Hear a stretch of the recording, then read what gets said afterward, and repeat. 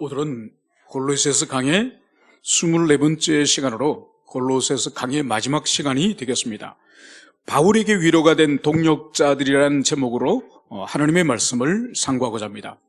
사도 바울이 골로새 교회를 향해서 편지를 이제 마무리하면서 자신과 함께 동역하여 했던 사역자들 한 사람 한 사람을 소개하면서 그리고 그들의 안부를 인사를 이제 전합니다. 그리고 이후에 이 골로새 교회에 이 동역자들이 이제 방문을 할 터인데 그 방문을 하면은 여러분들이 따뜻하게 맞이해 주시길 바랍니다. 이 당부를 지금 하고 있습니다. 지난 시간에는 바울의 동역자들 가운데 특별히 두 사람들을 우리가 살펴보겠습니다. 첫 번째는 기억을 하시겠죠? 여러분 할레파 여러분 기억나시죠? 바울 자신이 유대인으로서 그리고 그가 생애 가운데에서 예수 믿는 사람을 박해하던 그런 인생을 살아가다가 그가 그리스도 예수를 영접하지 않았습니까? 그러면서 그가 혹독한 대가를 유대 공동체에서 치렀던 거죠. 그것처럼 유대인들 가운데에서 그리스도 예수를 영접한 사람들이 바울 곁에 동역자로 있었던 거죠. 그래서 다른 어떤 동역자보다 이 같은 동족 유대인들이 자신에게 동역자가 된 것이 얼마나 큰 위로인지 바울이 그것을 진술하였습니다. 그리고 이어서 이 바울이 이 골로새 교회의 설립자, 개척하여서 교회를 세운 에바브로에 대해서 이제 진술하는데 거기서 바울은 특별히 에바브로가 이 골로새 교회를 향해서 어떻게 기도를 하는지 그가 애써서 그가 열렬히 교회 성도들을 위해서 기도하는 그런 사역자임을 말씀을 할 뿐만 아니라 그리고 그 기도의 내용이 도대체 뭔지 그것을 바울이 곁에서 이 에바브로의 기도의 내용을 이제 기술하는 것을 볼 수 있습니다. 그 기도의 내용이 바로 뭐였습니까? 이 골로새 교회 성도들이 모두가 조금도 부족함이 없는 온전함에 이르는 그것이 바로 에바브로의 기도의 제목이었습니다. 이것은 바로 예수님께서 산상수훈에서 하늘에 계신 너희 아버지의 온전하심 같이 너희도 온전하라. 우리 예수님이 제자들에게 하늘 아버지의 온전함처럼 너희들이 온전하라 이렇게 가르친 이 가르침과 또 사도 바울이 에베소서 4장 13절에서 우리가 다 하나님의 아들을 믿는 것과 아는 일에 하나가 되어 온전한 사람을 이루어 그리스도의 장성한 분량이 충만한 데까지 이르러.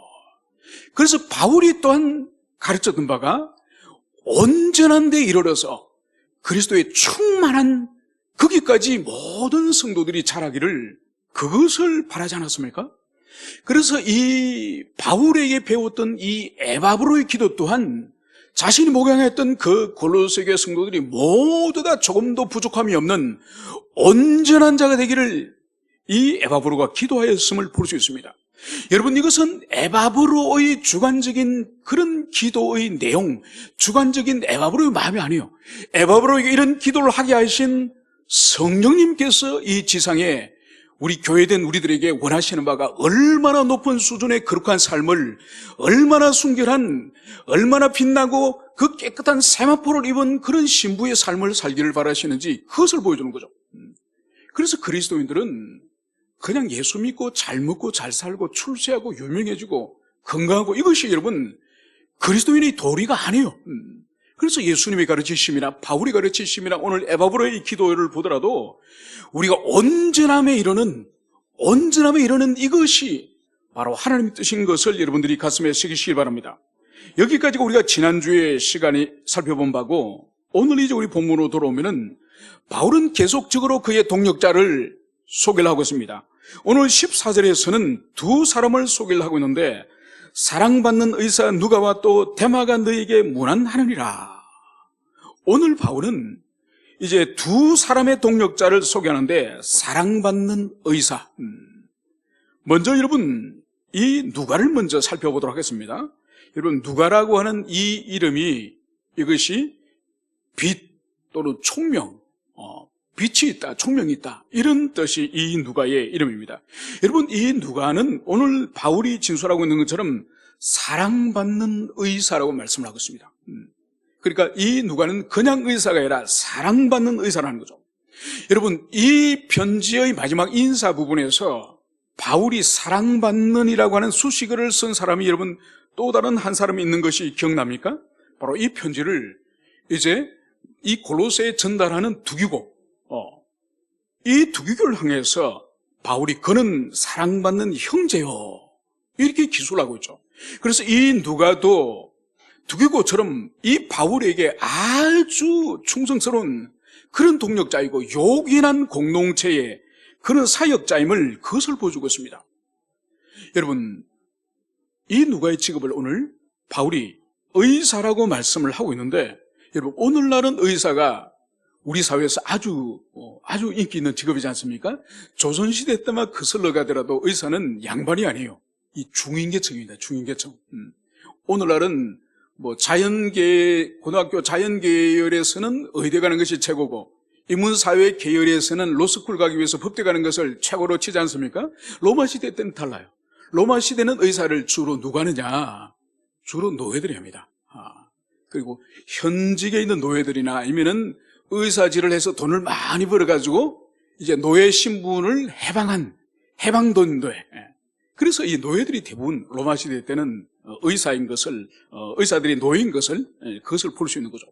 그래서 로마 시대 때 노예라고 한다면은 막 몸에 쇠사슬로 묶여가지고 강제노동하는 그런 노예로 생각하면 안 됩니다. 물론 그런 사람들도 소수 있지만은 이 로마 제국의 모든 산업, 농업이나 업이나 임업이나 또 가정에서 가사노동이나 이 모든 이 노동을, 이 제국의 노동을 이 노예들이 떠받들고 있습니다.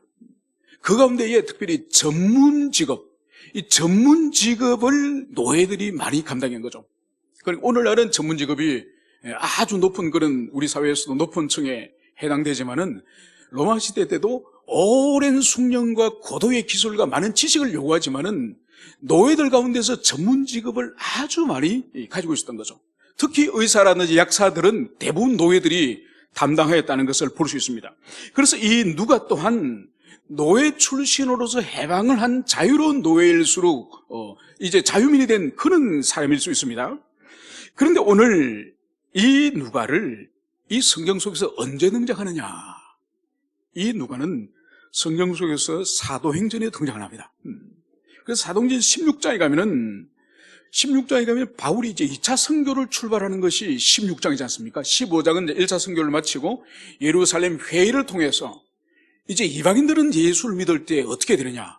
그들도 율법을 지키게 하고 할례를 행하도록 해야 될 것인가? 아니면 그들은 예수만 믿게 할 것인가? 그걸 가지고 사도행전 15장에서 논쟁을 하지 않습니까? 그래서 거기서 내린 결론이 뭔가요? 이방인의 구원은 예수 그리스도를 믿음으로 동일하게 누구든지 예수 그리스도를 믿음으로 구원을 얻는다.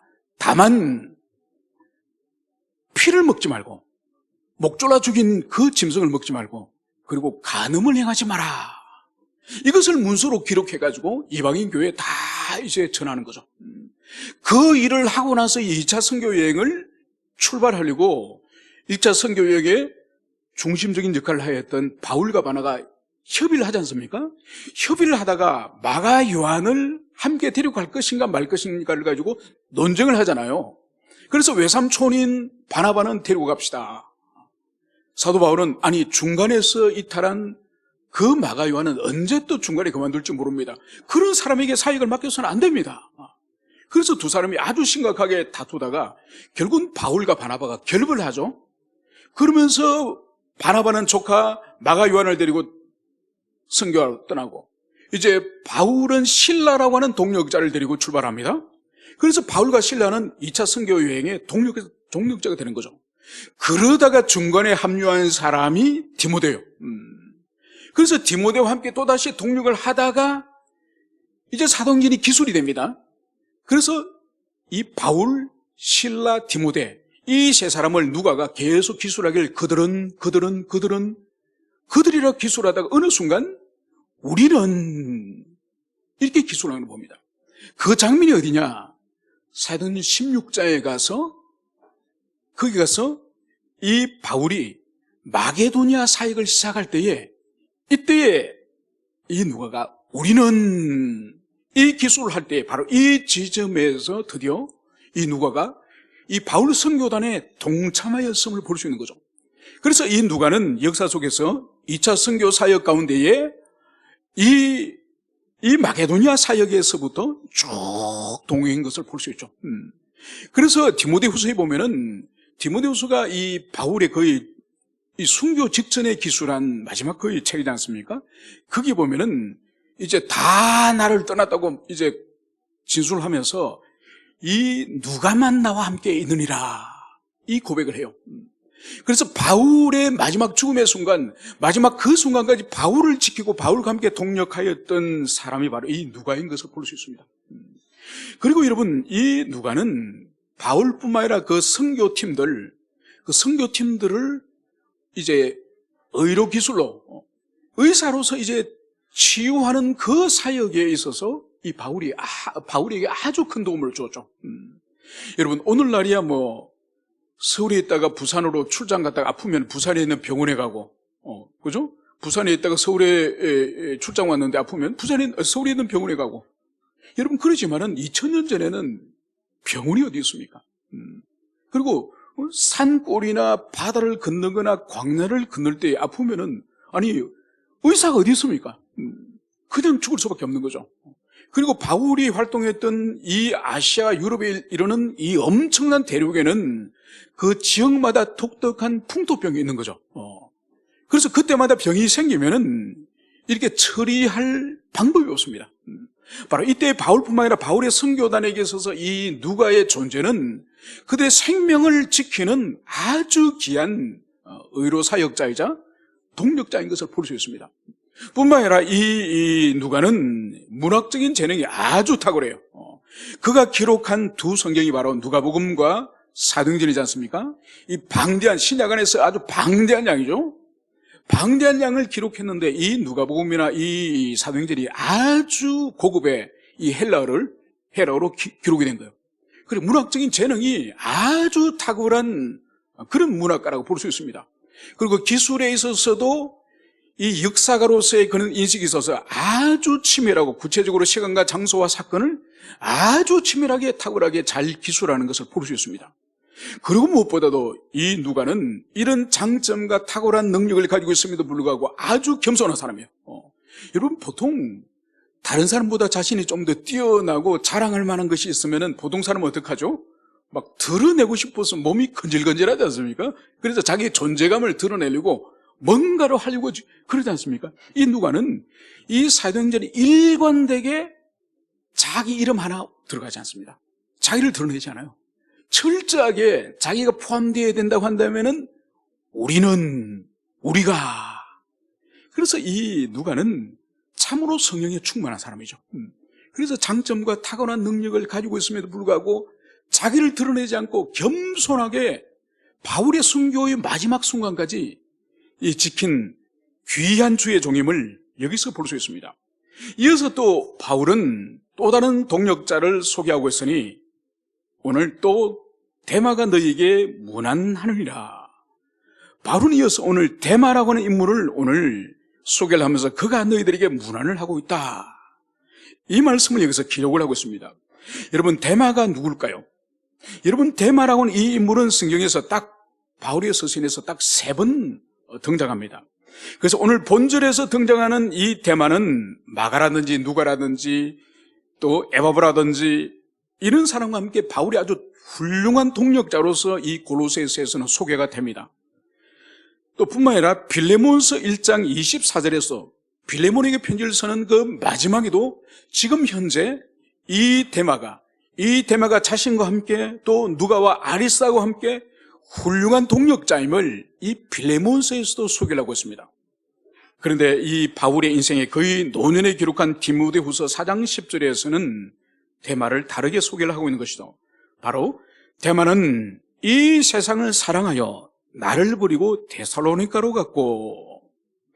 여러분, 바울의 인생의 말년에 함께 있던 이 데마가 바로 바울을 버리고 떠났음을 말씀을 할 때에 세상을 사랑하여 바울을 버리고 떠났다.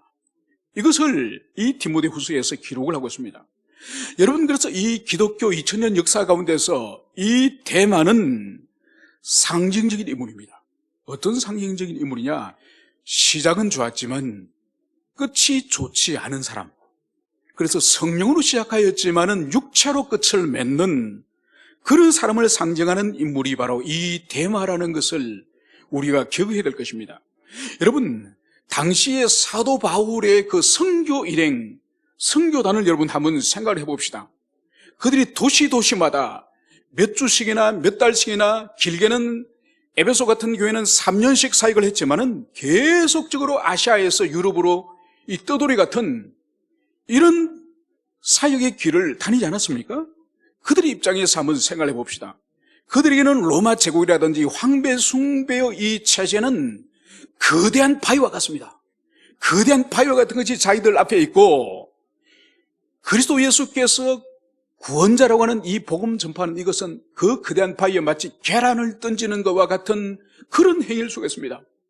그래서 이 데마가 주님에 대한 십자가의 사랑이 식어지고, 그리고 복음 전파에 대한 열정이 식어질 때에 앞날이 보이지 않는 거죠. 자기 미래가 보이지 않습니다. 그래서 바울과 어쩌다가 이 선교 사역에 발을 담궜지만은 미래가 보이지 않고 자신이 어떻게 될지를 모르는 거예요. 왜냐하면 바울은 가는 곳마다 박해를 당하고 가는 곳마다가 생명의 위협을 당하고 있으니 이 데마 자신도 이제는 주님에 대한 사랑이 식어지고 복음에 대한 애정이 식어지니 여기를 떠날 수도 없고 여기 함께 있자니 자기 인생이 아까운 거예요. 그래서 영혼이 식어지면서 드디어 때를 기다리다가 디모데후서를 기록할 이 점에 그는 드디어 바울을 버리고 세상으로 돌아갔다고 기술을 하고 있는 겁니다. 여러분, 오늘날도 이 교회 안에뿐만 아니라 이 세상에 데마와 같은 사람이 얼마나 많은지 모릅니다. 얼마나 데마 같은 사람이 많은지 모릅니다. 그래서 떠날 기회만 벼르고 있는, 떠날 기회만 기다리고 있는 그런 삶을 살아가는 그런 신앙생활하는 사람도 얼마나 많은지 모릅니다. 마치 전봇대 위에 참새, 전봇대 위에 여러분 참새 보셨죠, 그죠? 참새들이 줄을 쫙 서고 앉아있다가 밑에 사람만 지나가다 포로로 다 날아가 버리지 않습니까, 그죠? 그런 마음으로 신앙생활하는 사람들이 얼마나 많은지 모릅니다. 그래서 보세요. 코로나로 만 2년을 성도들이 비대면 예배라는 것을 소위 2년 동안 했지 않습니까? 그래서 한국 교회에 대해서 통계를 내니까 교회는 1만 교회가 문을 닫았어요. 1만 교회가 문을 닫고 성도들은 교회에 출석하지 않는 사람이 100만 이상이 교회를 출석하지 않는다고 합니다. 앞으로 교회를 출석할 필요가 없다고 느끼는 거예요. 여러분, 그래서 어떤 계기가 자기에게 주어지면은 신앙을 버릴 준비가 되어 있는 이런 사람이 바로 데마형의 그리스도인이라는 그것을 우리가 마음에 기억해야 될 것입니다. 그래서 여러분, 성경에는 처음에는 좋았으나 뒤에는 신앙이 물러난 많은 인물들이 있습니다. 이삭 같은 경우도 마찬가지죠. 그 어린 나이에 아버지가 칼로서 자기를 죽여서 하나님께 제사를 드리고 할 때 아버지가 자기를 죽이도록 그대로 자기를 내어준 사람은 이삭이지 않습니까? 그런데 이삭이 노년에는 눈이 어두워서 이 아들이 야곱인지 저 아들이 에서인지 그 분별을 못하는 거죠. 여러분, 엘리 제사장도 마찬가지지 않습니까? 엘리 제사장은 젊었을 때에 하나님의 음성을 들었던 사람이에요. 하나님의 말씀하시는 음성을 들었던 사람인데 늙어서는 더 이상 이 엘리에게 하나님이 말씀하지 않는 거죠. 왜냐하면 불결하기 때문에, 불순종하기 때문에. 그래서 사무엘에게 가셔서 주님 말씀하지 않으셨습니까? 여러분, 사울왕도 말할 필요가 없죠. 얼마나 겸손하게 사울왕이 왕직을 처음에 수락할 때에 그걸 받아들일 때 얼마나 겸손했습니까? 결국은 나중에 어떻게 됐습니까? 자기 왕국을 세우려고 했던 그 사람이 사울왕이죠. 솔로몬도 마찬가지죠. 솔로몬도 그 젊은 시절 때 하나님 앞에 순종할 때 꿈속에 주님께서 오셔서 그에게 지혜를 주시지 않으셨습니까? 그런데 그가 많은 여인을 첩으로 후궁으로 맞아들이면서 우상을 숭배할 때 하나님께서 그에게 3번씩이나 나타나셔서 경고하셨다고 기록하고 있지 않습니까? 그리고 우리가 알고 있는 신약 성경 가운데에 가룟 유다도 마찬가지입니다. 여러분, 가룟 유다가 주님께서 2명씩 짝을 지어가지고 선교를 내보낼 때에 그가 말씀을 전거하고 그가 귀신을 쫓을 때에 가룟 유다는 사역할 때에 말씀에 가마도 없었고 귀신도 쫓아나지 못했을 거예요. 아니에요. 가룟 유다도 동일한 복음을 전거하였고 그도 귀신을 쫓아내는 이적을 행했을 거예요. 문제는 그가 주님을 배반하고 주님을 떠났을 때에 그의 말로는 스스로 목을 매달아 죽는 비참한 자살자로서 성경 속에서 영원히 남아있지 않습니까? 그래서 우리는 항상 우리의 신앙이 해가 갈수록, 세월이 지나갈수록 우리 신앙이 나아지고 있느냐, 진보하고 있느냐, 여러분 이걸 돌아봐야 돼요. 이걸 돌아봐야 돼요. 여러분, 사람은 태어나면은 생일은 어떻게 됩니까? 생일은 점점 멀어지죠. 우리가 주님을 만나는 죽음의 시간은 어떻게 되죠? 점점 가까워져요. 그래서 어떻게 보면 생일은 별 의미가 없습니다. 왜냐하면 생일은 이미 점점 멀어지는 것이고, 주님을 만날 이 대면하게 될 이 죽음의 시간이 우리에게 훨씬 더 중요한 거죠.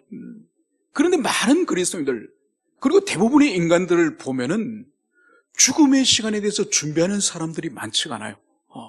그래서 죽음의 시간이 되면은 점점 더 하나님 그분에 대해서만 더 매달리고 그분만 붙들고 그분을 배울 그것을 마음으로 준비되는데, 여러분 많은 사람들이 죽음의 시간이 점점 다가올수록 정신줄을 놓아버리고 또 신앙도 놓아버리고, 그래서 젊고 혈기 있고 젊었을 때는 그렇게 기도하고 주님께 매달리는 사람들이 연세가 많아지면은 이제 기도의 영도 잃어버리고 말씀의 감각도 잃어버리고, 그리고 정신줄을 놓은 것처럼 살아가다가 죽음으로 빨려 들어간 사람이 얼마나 많은지 몰라요. 그래서 우리는 반드시 기억해야 됩니다. 나의 생일은 점점 멀어지지만은 주님 배울 날은 이 지상에 태어난 사람이라면 누구든지 주님 배울 날이 가까이 오는 것이지 생일은 멀어지는 거예요. 그래서 우리는 주님 다시 만날 것을 정말 마음으로 준비하는 그런 사람이 되어야 됩니다. 바로 그럴 때 우리가 대마 같은 사람이 아니라 일관적인 그런 하나님을 추구하는 그런 사람이 되실 줄 믿습니다. 이제 바울은 이제 15절에서 이제 드디어 이제 골로새 교회에서 동역자들에 대해서 일일이 소개하다가 이제 골로새 교회가 아닌 라오디게아 교회를 이제 문안할 것을 이제 첨가해서 말씀을 하고 있습니다. 그래서 15절에서는 라오디게아에 있는 형제들과 눈바와 그 여자의 집에 있는 교회에 문안하고, 여러분 오늘 이 골로새 교회에 대해서 지금 진술을 하다가 라오디게아, 이웃에 있는 라오디게아 교회에 문안하라. 우리가 보면은 좀 뜬금없는 그런 바울의 인사 같지만은, 여러분 이 라오디게아 교회 또한 누가 여기서 목양을 했다고 그랬습니까? 에바브로가 목양한 거예요. 그래서 에바브로는 골로새 교회도 개척을 했지만은 이 라오디게아 교회 또한 이 에바브로가 사역을 하였기 때문에 같은 목양권 안에 있기 때문에 긴밀한 관계성 가운데 있었음을 볼 수 있습니다. 그래서 바울이 이제 이 골로새 교회뿐만 아니라 라오디게아 교회도 이제 문안하라. 그러면서 여기서 특별히 한 사람을 소개를 하고 있습니다. 눈바와 그 여자의 집에 있는 교회 문안하고. 여러분 이 라오디게아 교회에 오늘 눈바라고 하는 한 여자가 있었음을 볼 수 있습니다. 여러분 라오디게아 교회는 우리가 지난번에 요한계시록을 공부할 때 이미 우리가 살펴봤죠. 소아시아 7교회 가운데 한 교회가 라오디게아 교회였는데, 라오디게아 교회는 예수님에게 어떤 평가를 받았습니까? 그러니까 칭찬을 하나도 받지 못하고 책망만 유일하게 받은 교회 중에 하나가 사대교회와 함께 이 라오디게아 교회죠. 그래서 주님께서 너희가 차갑지도 뜨겁지도 않고 미지근하구나, 내 입에서 너를 토해버리라, 이렇게 주님께서 아주 준엄하게 이 라오디게아 교회에서 책망하지 않습니까? 그러니까 라오디게아 교회와 그 성도들의 신앙의 태도가 아주 열정적으로 뜨겁거나 아주 차가운 그런 속성을 가진 것이 아니라 미지근한 그런 속성을 가졌다는 거죠. 그래서 주님께서 역겨워서 너희들을 내 입에서 토해버리라, 이 말씀을 할 정도로 주님께서 이 라오디게아 교회에 책망하셨음을 볼 수 있습니다. 여러분 이 라오디게아 교회는 에바브로가 사역한 지 한 30년이 지난 후에 사도 요한이 기록한 그 계시록에 등장합니다. 그러니까 에바브로가 사역한 지 30년 후니까 세월이 벌써 많이 지났죠, 그죠? 그래서 이 교회가 많은 세속화를 지났음을 볼 수 있습니다. 왜냐하면 이 라오디게아로 이 도시는 아주 부유한 도시였습니다. 특별히 이 도시에는 로마 제국 전역에서 알아주는 안약을 생산하는 그런 도시였거든요. 그래서 이 도시는 아주 돈이 많은 부유한 그런 도시임을 알 수 있는 거죠. 그래서 이 도시의 이 세속적인 영향을 이 라오디게아 교회가 받아서 이 교회도 세속화되었음을, 그것을 주님께서 책망하였음을 볼 수 있습니다. 그래서 여러분, 어느 시대든지 교회는 세상 한가운데 있습니다. 불교는 사찰들이 고대로부터 산속에서 그들이 불교를 시작하였지만은 기독교는 도시 한가운데서 시작한 거예요. 물론 교회 역사 속에서 수도원이라든지 그런 특별한 그런 기구들이 산속이나 섬으로 들어간 경우는 있긴 하지만은 원래 교회는 우리 주님께서 교회를 세상 가운데에 심으셨고 그 출발이 예루살렘 한가운데에서 교회가 시작되지 않았습니까? 그래서 교회는 어느 시대든지 세상 가운데 있기 때문에 세상으로부터 교회에 영향을 미치기도 하지만 교회 속에서 거룩한 영향력이 세상을 향해서도 흘러가는 거죠. 문제는 뭐냐? 관건은 뭐냐? 교회가 가진 영적인 힘이 크냐? 세상이 가진 세속의 힘이 크냐에 따라서 결국은 그것이 결정이 나는 거죠. 그래서 여러분 보십시오. 1907년 평양 대부흥 때 어떤 일이 일어납니까?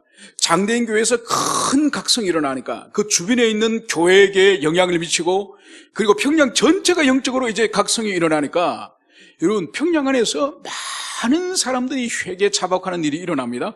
그 가운데 하나의 현상이 뭔가 하니까 평양 안에 술집들이 문을 다 닫아요.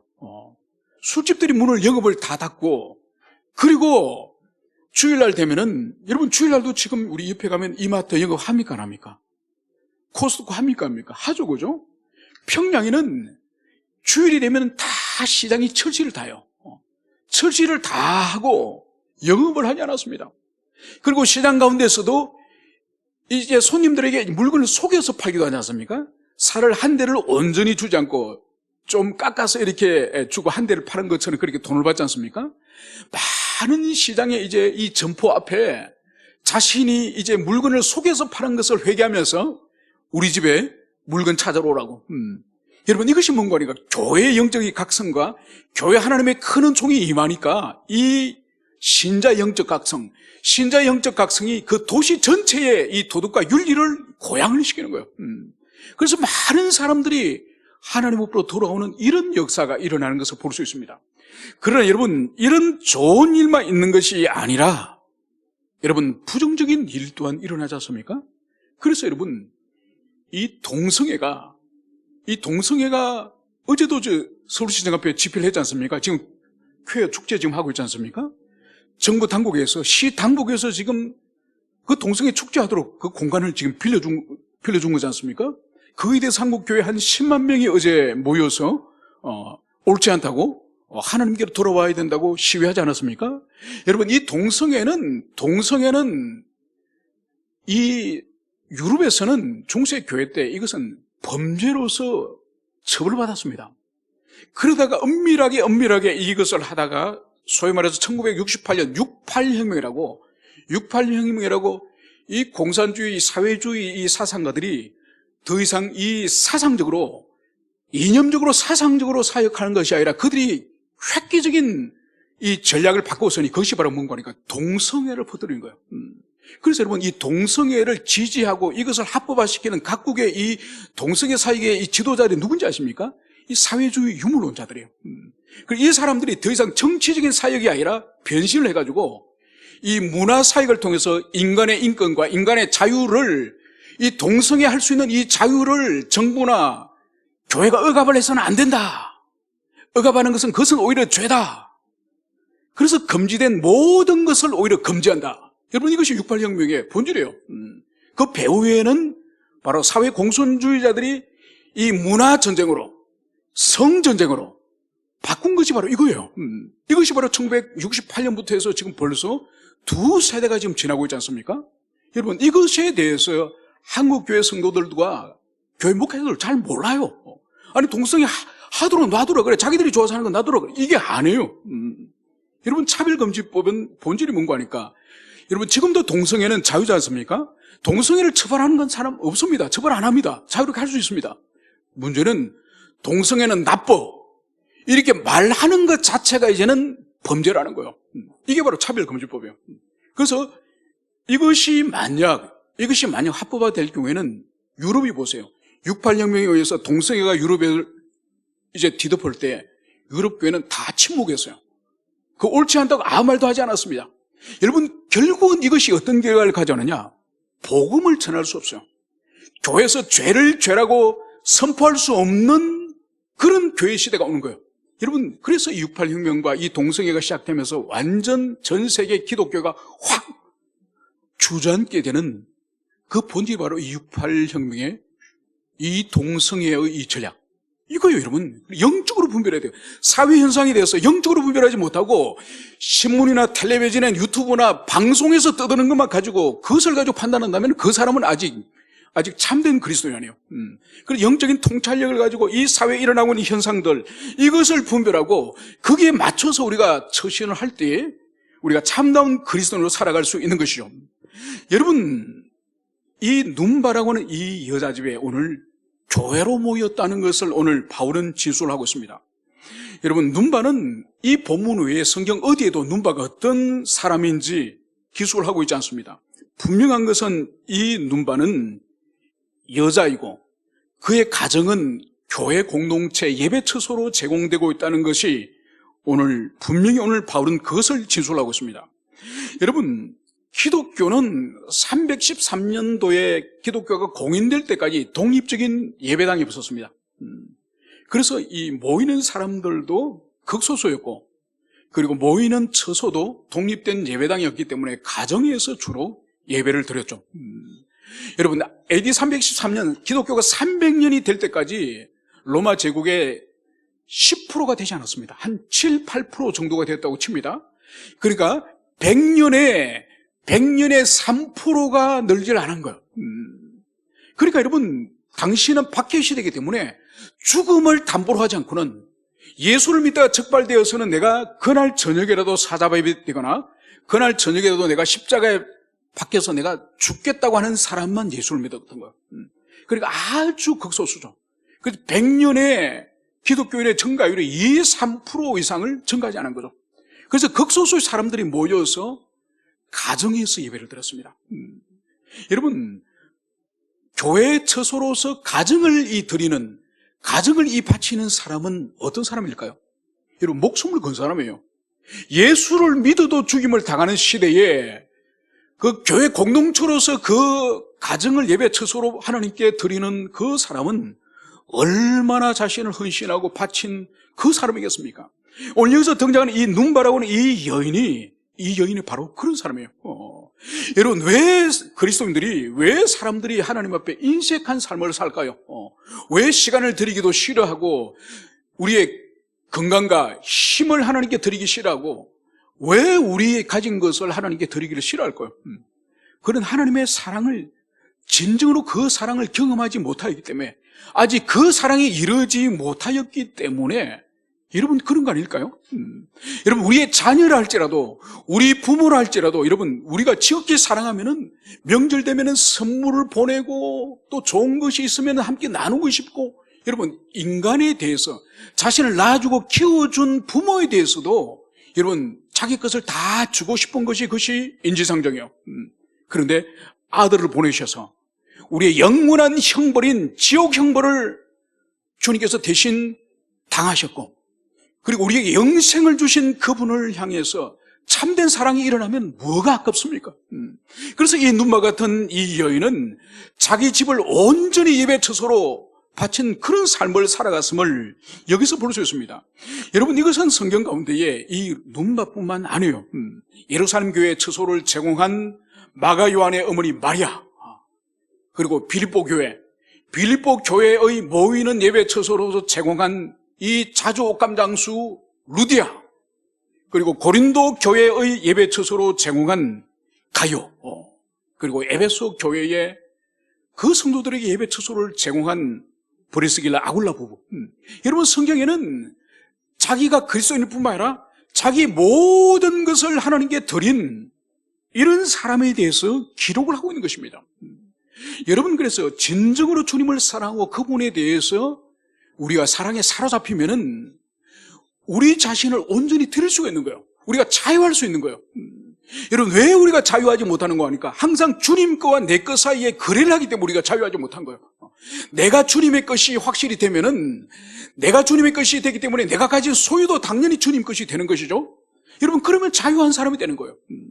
바로 이 눈바가 성경 속에서 두 번 다시 등장하지 않지만은 성경 속에 기록함으로 말미암아서 하나님께 온전히 바쳐진 이 여자를 성경은 우리에게 기억하도록 하기 위해서 기록하고 있음을 우리가 가슴에 새기게 될 것입니다.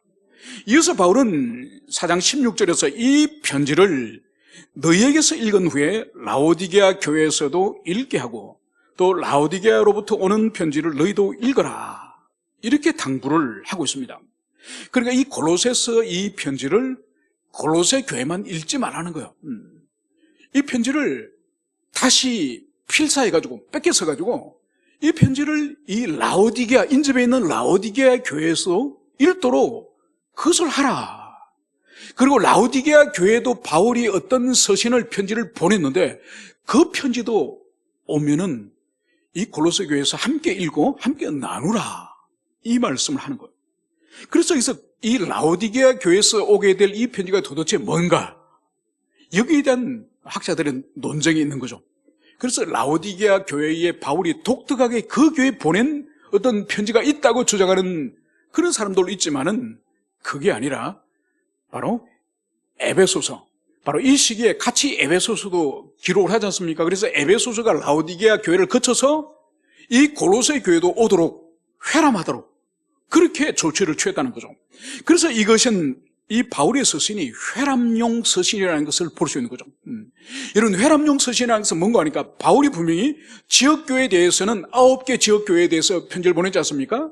그 지역교회에 독특한 어떤 신학적인 문제, 독특한 문제를 지향하여서 서신을 썼지만은, 그러나 그 서신이 그 교회만 해당되어지는 것이 아니라 그 시대 공통적으로 해당되어질 수 있기 때문에 함께 나누어서 읽어라, 돌려가면서 읽어라, 이 말씀을 바울이 하지 않았습니까? 여러분, 그래서 보세요. 바울이 이 개척한 교회들은 거의 비슷한 시기에 개척이 됩니다. 그리고 이 그리스 로마라고 하는 이 문명 세계 속에서 이 교회가 세워지기 때문에 도전을 받는 이방 문화의 유사성들은 거의 같습니다. 그래서 로마 제국 전역에서 당시 유행하는 영지주의, 이 영지주의 이단이 이 골로새 교회뿐만 아니라 에베소 교회라든지 로마 교회라든지 그 시대 교회에 대부분적으로 이제 적용되어지는 거죠. 그리고 유대 율법주의, 할례를 행하고 율법을 지켜야 구원을 얻는다고 하는 이 거짓된 가르침 또한 이 골로새 교회뿐만 아니라 다른 교회에서도 여전히 도전하고 있는 그런 이단인 거죠. 그래서 이 골로새에서 이 편지를 골로새 교회에만 딱 맞춤식으로 해당되는 그런 진리가 아닌 유사한 문제를 가지고 있는 그 시대 교회가 함께 나누어야 될 그 진리임을 볼 수 있는 거죠. 여러분, 그래서 보세요. 오늘날 우리 시대도 보세요. 교회가 당하고 있는 어려움들, 그러니까 신천지 이단이라든지 하나님의 교회 이단이라든지 또 구원파라든지 아니면은 은사주의라든지 직통계시라든지, 여러분, 이런 다양한 이런 잘못된 가르침들은 우리 교회뿐만 아니라 모든 이 지역 교회들이 공동체적으로 당하는 그런 문제임을 볼 수 있죠. 여러분, 며칠 전에 이제 차를 타고 과천을 지나가는데 큰 현수막이 막 걸린 거예요. 여러분, 과천하면은 우리가 잘 아는 한국의 대표적인 이단이 과천에 이 또아리를 털고 있지 않습니까? 그런데 거기 새로운 이단이 진출을 하는가 봐요. 바로 뭔가 하니까 하나님의 교회는 과천에 들어올 수 없다. 그래서 제가 이제 웃으면서 집사람한테 이제 아마 저 현수막 아마 신천지에서 그랬을지 몰라. 과천을 우리가 독식을 하려고 하는데 이 하나님의 교회 같이 나눠 먹자고 지금 들어오는 거죠. 여러분, 그러니까 어느 시대든지 이단은 존재했고 교회를 위협하는 세력들은 다 비슷비슷 유사합니다. 그래서 이 시대 때도 이 바울의 서신이 이 골로새뿐만 아니라 이 라오디게아에서도 읽혀지고 에베소서도 라오디게아에 읽혀지고 골로새서에도 읽혀지고, 그래서 이 진리들이 그 시대 함께 그 시대 교회를 치료하는 그 치료제로서 함께 사용되었음을 그것을 여기서 볼 수가 있습니다. 그러면서 이제 우리가 이제 살펴볼 것은 바울은 이제 지금까지 공동체에 대해서 이제 말씀을 하다가 특정 개인을 위해서 골로새 교회에게 권면을 이제 하는 것을 볼 수 있습니다. 그것이 바로 17절 아킨보에게 이르기를 주 안에서 받은 직분을 삼가 이루라 하라. 지금 바울은 아킨보 본인에게 지금 내가 받은 그 직분을 삼가 이루라. 아킨보 본인에게 말하는 것이 아니에요. 지금 바울이 이 골로새 교회를 향해서 지금 지시하는 거예요. 이 골로새 교회를 향해서 뭘 말하느냐? 너희 교회에 있는 아킨보 그 사람에게 주 안에서 받은 직분을 삼가 이루라고 이것을 교회에게 지금 당부하는 거예요. 여러분 여기서 우리가 볼 수 있는 것은 이 아킨보라고 하는 이 사람이 먼저 누군지, 왜 바울이 아킨보에게 특별하게 어떤 것을 지시를 이 골로새 교회에게 하게 되었는지 이 아킨보를 먼저 우리가 살펴봐야 될 것입니다. 여러분 이 아킨보는 빌레몬서 1장 1절 2절에 보면 이 바울이 빌레몬서를 이제 보내면서 바울이 빌레몬에게 쓸 뿐만 아니라 이 편지의 수신자를 3명을 거론합니다. 그래서 내가 사랑하는 우리 사랑받는 자 빌레몬과 그리고 자매 아비아와 우리와 함께 병사된 아킨보. 여러분 이 세 사람의 관계는 가족 관계예요. 그래서 빌레몬은 그 집의 가장이고 그리고 그의 아내가 자매 아비아고 그리고 우리와 함께 병사된 아킨보. 이 사람은 빌레몬의 아들이에요. 그래서 빌레몬서는 바울이 서지만은 그 편지를 받는 수신자는 이 세 사람에게 이 바울이 쓴 것을 볼 수 있습니다. 그래서 이 아킨보는 빌레몬의 아들인데 이 아킨보는 그러면 여기서 말하는 이 직분, 주 안에서 받은 직분이 도대체 무슨 직분을 받았다는 건가? 여러분 이것은 바로 바울에게 이 교회를 개척하고 목양하였던 에바브로가 이제 떠나서 로마로 갔지 않습니까? 그럼 이 골로새 교회를 누군가는 목양을 해야 되겠죠. 누군가는 담임하면서 그 영혼을 돌봐야 되지 않겠습니까? 그 목양을 바로 이 빌레몬의 아들 이 아킨보가 그 목양 사역을 물려받았다고 그렇게 해석을 하는 거죠. 그래서 후임 목회자로 세워졌기 때문에 바로 이 사역에 대하여서 이제 삼가 직분을 이제 이루라. 이 말씀을 오늘 여기서 하고 있는 것을 보셨습니다. 여러분 그런데 우리가 더 분명한 것은 이 아킨보라고 하는 이 인물이 바울에게 있어서는 이 인물이 어떤 자신과의 관계를 맺는가 하니까 빌레몬서 1장 2절에서는 아킨보를 바울은 이렇게 기술을 합니다.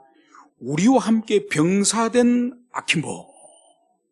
바로 골로새 교회 지금 단임 목회를 하고 있는 이 아킨보를 향해서 바울은 우리와 함께 병사된, 즉 군사된 아킨보, 이 말을 하고 있는 거예요. 여러분 지금 바울이 언급하고 있는 우리와 함께 병사된 아킨보라 할 때 이 병사는 로마 제국의 군대를 말합니다. 여러분 우리가 알다시피 로마 제국의 군대는 2000년 인류 역사 가운데 가장 강력한 군대 중에 하나가 바로 이 로마의 군단이죠. 그래서 이 로마의 군단은 오늘날 이란에 있는 그 군대에게 한 번 진 거 외에는 한 번도 전쟁에 패한 적이 없는 천하무적의 그런 군대죠. 여러분 원래 이 로마 이 병사들은 이 티베르 강가의 작은 언덕에 있는 그런 작은 부족이지 않습니까? 그렇게 출발해서 거대한 세계 제국을 이루었는데 이들은 신체에 있어서도 주변의 게라만 민족이라든지 골 민족에 비해서 머리 하나가 더 짧은 사람이에요. 체력도 아주 빈약하고 보잘것없는 그런 부족이 이 로마 이 부족이에요. 그런데 이들이 거대한 세계 제국을 이루고 가는 곳마다 모든 민족을 격파해서 거대한 제국의 통합을 시킬 수 있었던 그런 역사를 읽어보면요 정말 놀랍습니다. 오래전에 유행했던 열몇 권이었습니까? 로마인 이야기 있지 않습니까?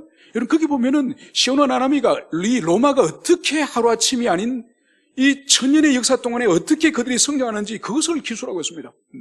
그래서 이들 이 로마 이 부대가 최강의 부대가 되기 위해서는 한 가지만 꽂자로 한다면은 이들이 무기체계, 무기 체계를 개발함에 있어서 얼마나 이들이 애를 썼는지 모릅니다. 그래서 그들이 이 투구, 머리 투구, 그리스의 투구 보면 여러분 눈만 나 있지 않습니까? 이 쇠가 이 머리를 전체 다 감싸기 때문에 이 귀도 들리잖아요. 이 그리스 투구는 완전히 머리를 다 감싸고 눈만 내기 때문에 방어력은 뛰어나지만은 보는데도 사각지대가 너무 많고 이 귀가 소리가 들리잖아요. 이 쇠 투구를 쓰기 때문에 그걸 과감히 잘라버립니다. 그래서 머리 위만 보호하는 거죠. 그래서 그들이 지도자의 신호에 대해서 소리라든지 호각이라든지 이 신호에 대해서 아주 반응을 빨리 하면서 움직일 수 있는 그런 기동력을 높이게 되죠. 그리고 그들이 가지고 있는 이 칼이 이제는 개발됩니다. 그리고 창도 달라요. 그러니까 창은 일회용 창입니다. 이 로마 병사가 가지고 창은 한번 적진을 향해서 집어던지면 그 방패에 닿는 순간 이 창이 휘어져 버려요. 그래서 적군이 이 뽑아가지고 다시 로마를 향해 던질 수가 없는 거예요. 그래서 이 로마의 창의 목적은 뭔가 하니까 적의 방패에 이 창이 여러 개 박히도록 하는 거예요. 그래서 나중에는 이 방패가 무거워서 창이 박힌 것이 무거워서 버리도록. 창을 버리면 어떻게 됩니까? 그 방패를 버리면 어떻게 됩니까? 아주 전쟁하기 유리한 거죠. 그리고 이들이 방패를 바꿔요. 그리스 시대는 이 둥근 방패였는데 사각 방패로 바꿔요. 그래서 완전히 예전에 우리가 부활의 영향을 받지 않습니까? 그래서 어떤 높은 성벽에 올라갈 때도 이 방패를 가지고 사다리를 만들거나 방패를 가지고 이 다리를 만들 경우에 그 위에 병사들이 타고 올라가서 정복하지 않습니까? 그래서 이들이 엄청난 자신들의 이 체력의 열쇠, 키도 작고 왜소한 이 열쇠를 어떻게 극복할 것인가를 이 무기체계 개발을 통해서 이들이 가는 곳마다 승리하는 거죠. 바로 에베소서 6장에 가면은 영적 전쟁에 대해서 에베소 교회를 향해서 바울이 너희들이 전신갑주를 입어라 그러면서 갑옷과 투구와 흉배와 이 모든 것들을 설명하지 않습니까? 그것이 바로 뭔가 하니까 바울이 영적 전사, 영적 용사들이 갖춰야 될 무기체계가 뭔지 그것을 에베소 6장에서 말씀하는 거죠. 그래서 바울이 지금 이 아킨보에게 너의 사역, 너의 직분을 온전히 이루라 이 말을 하는 것은 바로 뭔가 하니까 영적 군사로서 영적 전신갑주를 입고 영적 전쟁에 뛰어들어서 함께 싸우자 이 의미가 여기 있는 거예요. 그래서 아킨보를 이 바울은 함께 전쟁에서 피 흘리고 싸우는 영적 용사로서 동지로서 오늘 인정하고 있다는 것을 여기서 볼 수 있습니다.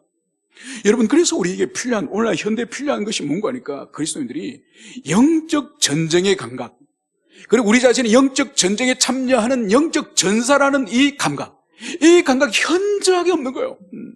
그래서 자기 인생에 영적 전쟁이 일어나고, 자기 가정에 영적 전쟁이 일어나고, 자기 교회 영적 전쟁이 일어나고, 시대 영적 전쟁이 일어남에 불구하고 분별을 못해요.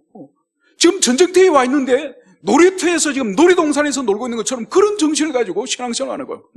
그러니까 늘 죄에 넘어지고 늘 죄를 짓고 늘 실패하는 지리멸렬한 신앙생활을 사는 이유가 영적 전쟁에 감각이 없기 때문에 우리는 사단의 밥이 되고 그렇게 살아가는 거예요.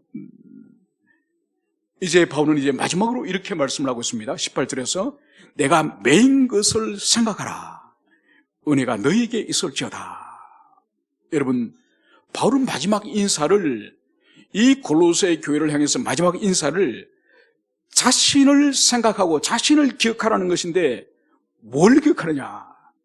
바로 자신이 매인 것을, 자신이 지금 감옥에 갇힌 것을, 자신이 이제 모든 자유를 잃어버리고 이제 이 감옥 속에서 자신이 지내고 있다는 이것을 오늘 이 골로새 교회의 성도들이 기억하기를, 생각하기를 오늘 바라고 있다는 것을 여기서 볼 수 있습니다. 여러분, 이것은 늙은 노 사도가 지금 이제 성도들에게 자신의 이 연약함, 자신의 이 감옥에 있는 이 불행함에 대해서 동정심을 지금 바라는 그런 호소가 아니에요. 이것은 뭔가 하니까 자신이 지금 연로하고 노쇠하고 이 감옥에 갇혀 있지만은 자신은 복음 전파를 위해서 조금도 양보할 생각이 없다고 하는 자신의 결의를, 각오를 여기서 말씀하는 거예요. 자신은 포기하지 않고, 지금이라도 복음 전하는 걸 포기하면은 안락한 삶을 누리겠지만은 포기하지 않고 자신은 계속적으로 감옥 속에서도 복음을 전하는 것이다. 이것을 말하는 것과 함께 또 하나는 뭔가니까 이 편지의 수신자인 이 골로새 교회, 이 교회 성도들에게 노사도인 자신도 지금 복음을 위해서, 그리스도를 위해서 지금 감옥에 갇히는 이 삶을 기꺼이 사는 것처럼 당신들도 그리스도를 위하여서 헌신한 삶을 살아. 이 간접적인 메시지가 여기 있음을, 이것을 볼 수 있습니다. 그래서 골로새 교회 성도들을 향해서 그러면 우리는 무엇을 위해 살 것인가? 우리는 어떻게 살 것인가? 이것을 마지막으로 도전하고 고뇌하게 하는 것이 이 마지막에 바울의 오늘 인사인 것을 볼 수 있습니다. 이제 말씀을 정리하고자 합니다. 우리의 신앙과 우리의 구원과 우리가 누리는 이 교회의 모든 은총은 바로 우리 주님의 십자가의 그 죽으심과 바울을 비롯한 교회의 그 사도들의 피 흘림을 통해서 우리는 이 터 위에 서 있다는 것을, 이것을 우리는 가슴에 새기게 될 것입니다. 그러면서 이것은 바로 바울이 매여 있는 것처럼 우리의 삶도 우리 뜻대로, 우리 마음대로 살길 바라는 것이 아니라 우리 또한 자진하여서, 자원하여서 바로 주님께 매이고 우리가 복음 전파와 영혼 구원을 위해서 하나님께 서임받기를 오늘 이 바울과 주님께서는 원하신다는 것을 여러분들이 가슴에 새기시고, 이 골로새서를 마치는 이 마지막에 바로 바울이 골로새 교회를 향해서 내가 매인 것을 생각하라, 이 말씀처럼 우리 또한 바울이 매인 것을 우리가 생각하고, 그러면 우리 각자가 어떻게 살 것인가, 이것을 깊이 고민하시는 여러분 되시기를 축원합니다. 함께 우리 기도하시겠습니다.